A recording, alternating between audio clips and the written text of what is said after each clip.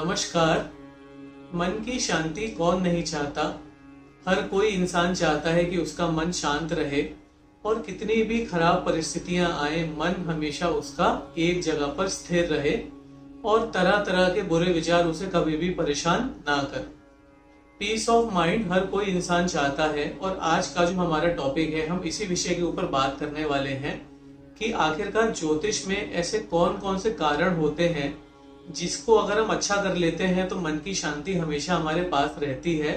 किन किन कारणों की वजह से जो मन की शांति है वो खत्म हो जाती है या हमारे माइंड में जो बुरे विचार है वो आते हैं, कैसे हमारे माइंड में नेगेटिविटी आ जाती है, इसके ऊपर बात करेंगे। और कौन कौन से ज्योतिष में ऐसे उपाय होते हैं जिन उपायों को अगर हम करते हैं तो हमारा माइंड बहुत ही ज्यादा शांत पीसफुल बना रहता है। तो इसी के ऊपर बात करेंगे। तो चलिए वीडियो को अपने स्टार्ट करते हैं। और सबसे पहले देखिए बात करते हैं कि जो हमारा मन होता है, हमारे मन का जो कारक ग्रह होता है वो होता है चंद्रमा। चंद्रमा जो होता है वो हमारे मन को कंट्रोल करता है। हमारी जो भावनाएं होती हैं, हमारी जो फीलिंग्स होती हैं, किसी भी परिस्थिति में हम कितने शांत होकर कोई भी डिसीजन लेते हैं तो वो सब चंद्रमा गवर्न करता है। अगर हमारे सामने कोई परिस्थिति आ रही है तो उस परिस्थिति से हम भाग रहे हैं कि उस परिस्थिति का बहुत ही शांति के साथ में हम उस परिस्थिति का सामना कर रहे हैं, तो ये सारी जो क्वालिटी होती है ये हमें चंद्रमा प्रदान करता है। चंद्रमा एक तरह से हमारे जो लव होता है, लव का कारक भी चंद्रमा होता है। जैसे कि हमारा नेचर है, हम नेचर से कितना ज्यादा जुड़े हुए हैं। हमारा जो पृथ्वी है, जल है, अग्नि है, वायु है, आस पास के जो पेड़ पौधे हैं, फूल हैं, इन सबके साथ में हम कितना जुड़े हुए हैं, ये भी कहीं ना कहीं चंद्रमा से हम देखते हैं कि हमारा जो जुड़ाव है लोगों के साथ में वो कितना होता है। हमारे जो इमोशंस होते हैं उसका कारक चंद्रमा होता है। हमारे जो अटैचमेंट्स होते हैं लोगों के साथ में, किस तरह से हमारे रिलेशन है, उसका कारक भी चंद्रमा होता है। हम कोई डिसीजन अगर ले रहे हैं तो वो भावनाओं में बहकर ले रहे हैं कि वो हम बहुत ही प्रैक्टिकल तरीके से ले रहे हैं, ये सब डिपेंड करता है कि चंद्रमा हमारी कुंडली में कैसा बैठा है।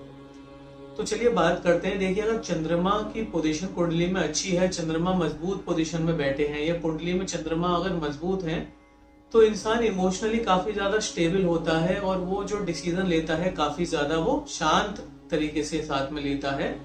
कोई भी चीज होगी तो उसे अच्छे से जांच पड़ताल करने के बाद में ही किसी डिसीजन पर पहुंचता है। हड़बड़ी में कोई भी डिसीजन नहीं लेता है। कुछ लोग होते हैं जैसे हमने देखा है कि वो बहुत ही ज्यादा इमोशनल हो जाते हैं, इमोशनल होकर डिसीजन ले लेते हैं। तो वो सब कहीं ना कहीं हमारा अगर चंद्रमा कमजोर है तो हम इस तरह का काम करते हैं।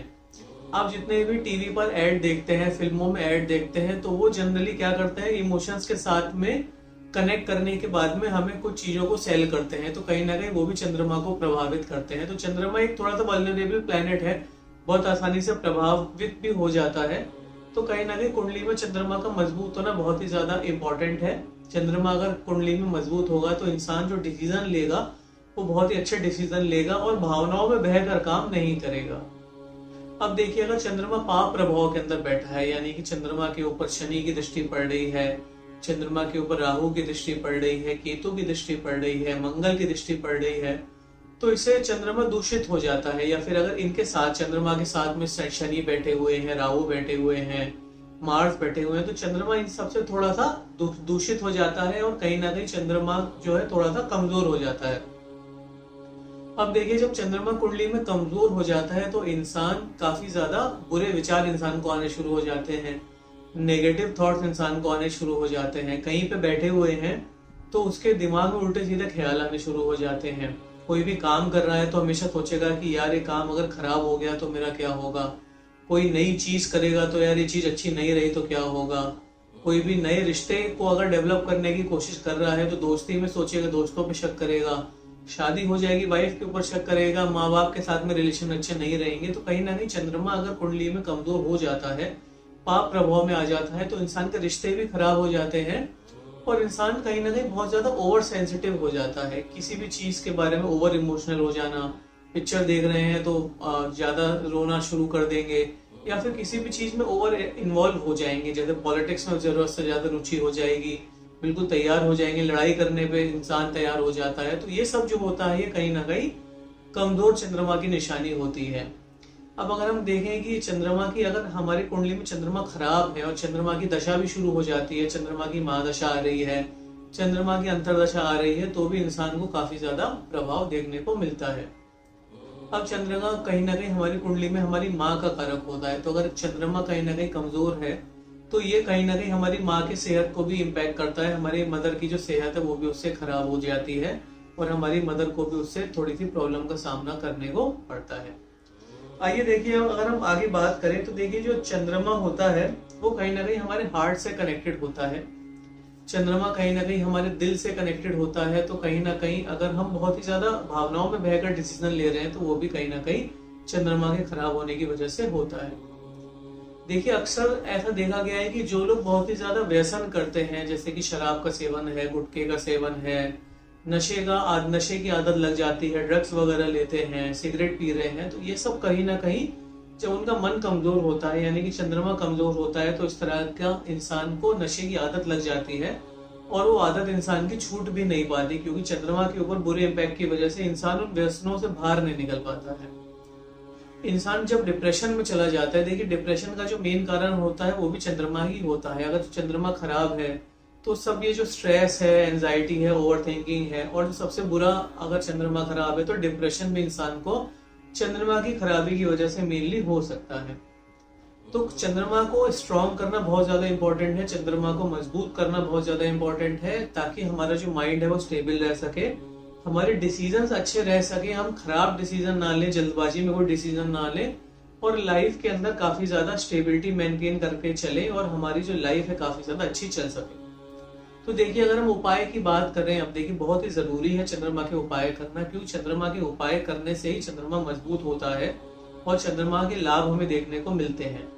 अब चंद्रमा के जो उपाय हैं, सबसे पहला उपाय होता है, देखिए चंद्रमा का जो दिन होता है वो सोमवार का दिन होता है, तो अगर आप सोमवार के दिन में उपवास रखते हैं तो इससे चंद्रमा काफी ज्यादा मजबूत होते हैं।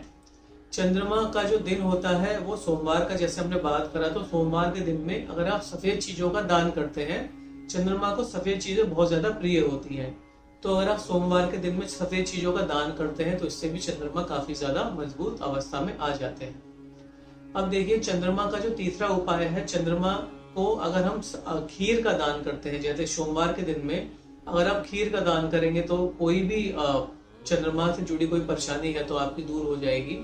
इसके बाद अगर हम बात करें तो देखिए अगर चंद्रमा कुंडली में कमजोर होता है तो कहीं ना कहीं हमारे जो मेंटली हमें काफी ज्यादा डिस्टर्बेंस देखने को मिलता है, तो इसके लिए अगर हम ओम नमः शिवाय मंत्र का जाप करते हैं तो इससे भी चंद्रमा काफी ज्यादा मजबूत हो जाता है।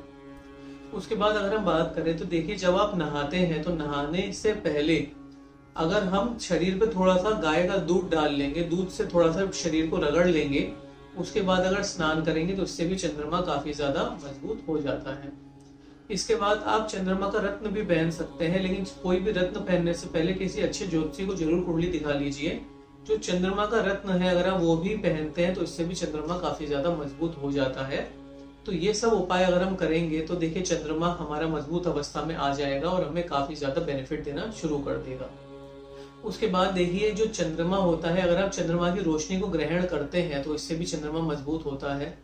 चंद्रमा की रोशनी में बैठकर अगर आप 108 बार चंद्रमा के मंत्र का जाप करते हैं तो भी इससे चंद्रमा मजबूत होता है। और अगर आपको स्ट्रेस, एंजाइटी, ओवर थिंकिंग, मन में अशांति, ये सब प्रॉब्लम चल रही है तो वो आपकी दूर हो जाती है।